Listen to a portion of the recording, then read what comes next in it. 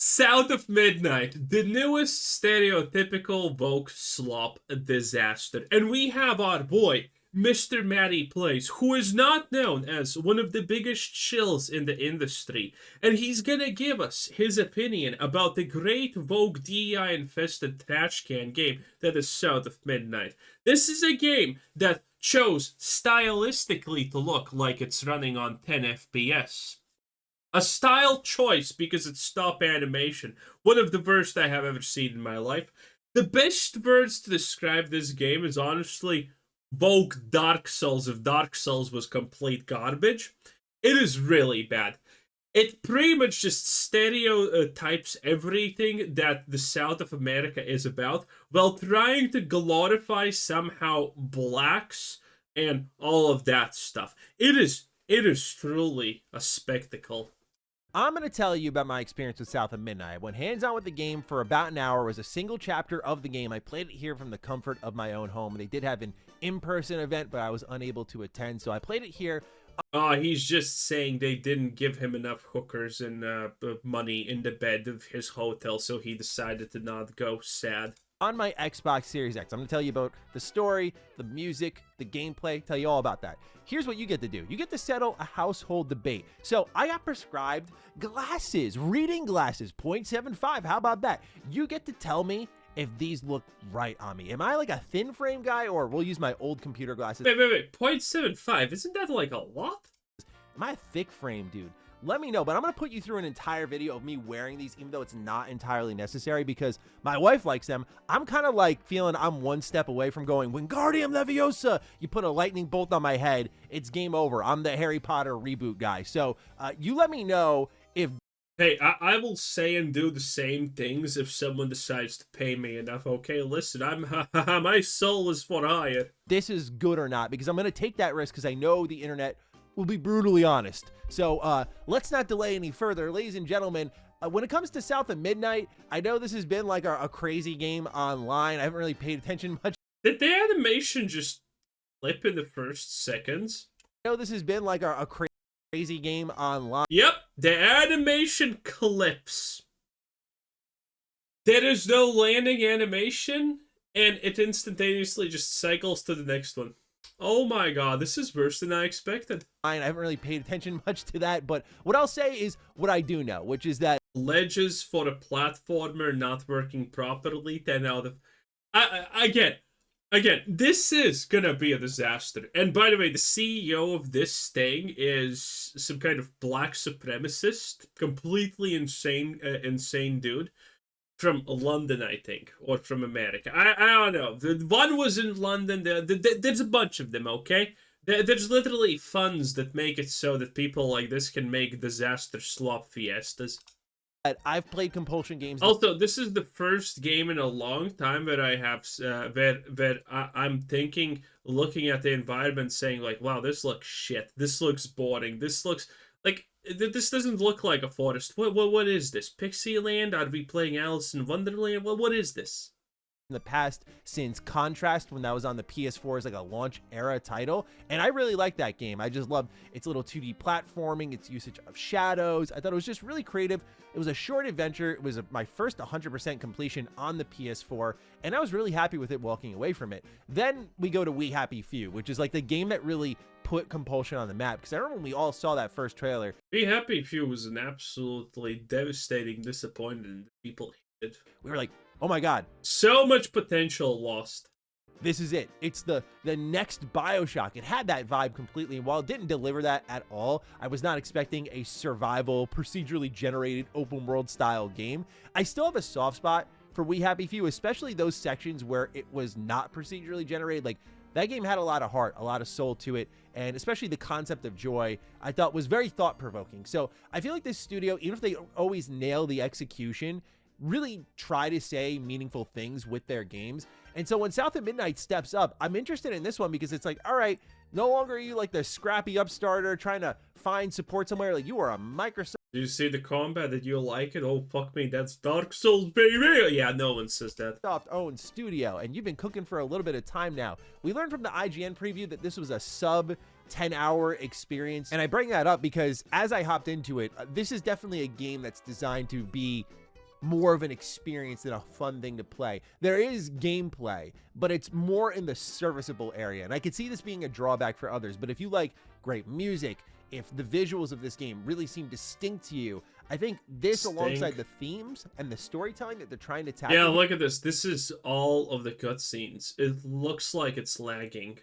Here, which I'll get a bit into, could come together Sad. for a lot of people to be something that feels kind of special, pretty unique compared to most of the things hitting the market right now. So I just wanted to share some general thoughts on the matter. So I'll tell you all about that in just a moment, but a quick word from today's sponsor. This video is brought to you by Apex, where right now you critiques laying in the gameplay that is on an Xbox, and this is an Xbox is everywhere, right? So you can play your Xbox games on PC, which is what I did all of last year. So link down, all PCs 20.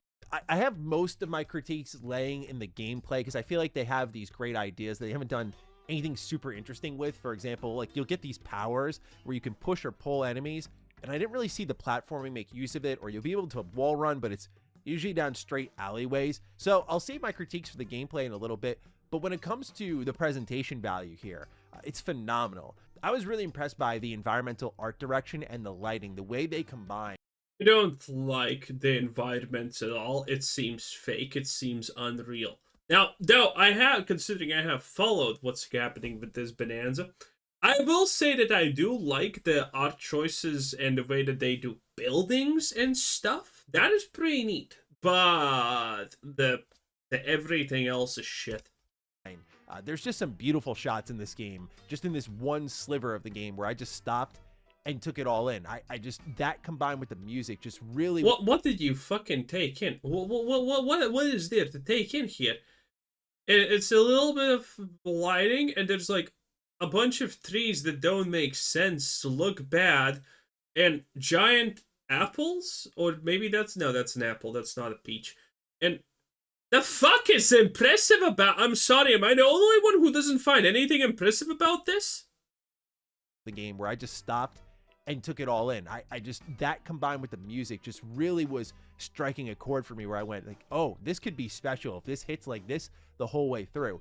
Also, the visuals are, we should talk about the defining quality of them, which some people don't really like. You can turn it off, but there is stop motion in this game, and that's really hard to do. But this game reminded me of some of my favorite movies, like every... It's not that, well, it is hard to do. Stop motion is like really annoying. You need to spend like 100 hours to get roughly 10 seconds of stop animation or something like that. It's ridiculous.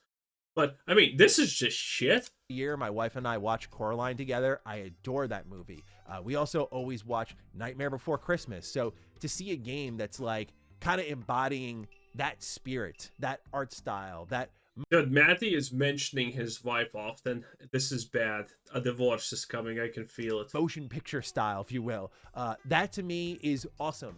That gets me excited. That's different. And so I... By the way, just stereotypical South in the redneck. Not that I have any skin in the game, not American, but you know, again, this is literally denouncing everything South America, and that sense, and just meant to empower black some magical how culture or some shit. It is really bad. It is pretty much the high point of racism. That to me is awesome. That gets me excited. That's different. And so I was very happy with that while playing it. It was kind of more so not noticeable when I was running around the world space. It was more just when characters were talking. It just gave it a little bit of style that was, again, different from what you typically consume. If you're looking for different, I think you're going to find a little bit of that here. They do one of my favorite tropes in gaming that I always forget about. When I see it, I go, ah, like that. It's the kind of artistic presentation to lead into a chapter. I learned I loved this as a kid with Sly Cooper. You know, every time before you go on a big operation, you just get this great set of like slides and art that just depicts the villain for that chapter and what's going on with Sly and the gang, and then they jump into the gameplay. So here in this game, you get like this storybook presentation with a little bit of voiceover, and it just beautifully transitions. Does that not remind you of Dragon Age Railguard? That's bad. Right into the game itself. I just love that stuff. So I am a bit of a sucker, as you can tell, for a lot of the presentation boxes they are checking here, like lighting, the specific style of presentation when it comes to the chapters, the music especially. I'm big on music in games, so that also, It just looks like this game is going to be completely hollow and vapid. That there's not going to be anything that's really interesting here. And combat is probably going to be like the biggest. Oh, Jesus Christ. Please not combat. to the chapters, the music especially. I'm big on music in games, so that also, pardon the pun here, struck a chord with me, because you'll hear this like little acoustic strumming along the way as you're exploring the level. To be fair, considering how on average Maddie's choice of background music for the video is literally abysmal and self-deleting inducing, I mean, this is 100 times better, gotta say, true. And I really like this because what happens is there's just brilliant audio design packed into this. I mean, you played a fucking hour of it. How about you talk about a little bit of what we see here? An over-muscly toned, vomit, I think? I'm not sure. And the Weaver skills, whatever the fuck that means. How about you talk about something that's useful? This where I'll be double jumping and you'll hear like a little choir each time you double jump, like a Look at that. You fling a bunch of, I'm assuming, female sperm at an object and it materializes. What the fuck is that even about? Part of my singing, but nonetheless, that double jump sometimes fits really well into the other music playing in the background, and it feels like a musical experience in certain stretches. Like, it's very Yeah, it literally just looks like you have to jump and that's it. magical at times.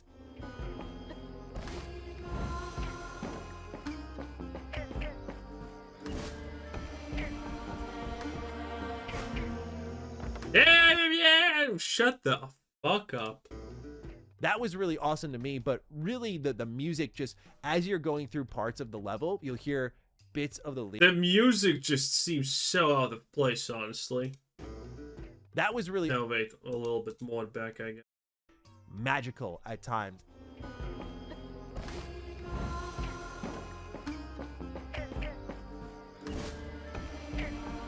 Like, what the fuck is this Gregorian quarter in the back to stringing one note on the guitar riff? What the fuck is this? It seems so out of place. This that honestly seems more like Enter Gothic Cathedral in Warhammer 40k that someone misunderstood the assignment for than whatever the hell this is supposed to be. No, seriously, this is completely out of place. What is it with this holy music? That was really It doesn't seem swampy at all. awesome to me, but really the music, just as you're going through parts of the level, you'll hear bits of the lyrics, and by the end, I love how he doesn't want to say anything bad about the game because he's afraid. This is what happens. Okay, listen. You can sell your soul. Again, I will shill for this game like there's no tomorrow. Literally, okay? Just pay me, okay? I will make all of these shills look like beginners for an appropriate sum of money, which is actually not a lot at all in my case. I will do such a great job. They're gonna redefine the word shilling, okay? It is gonna be insane. I will break records. Just pay me.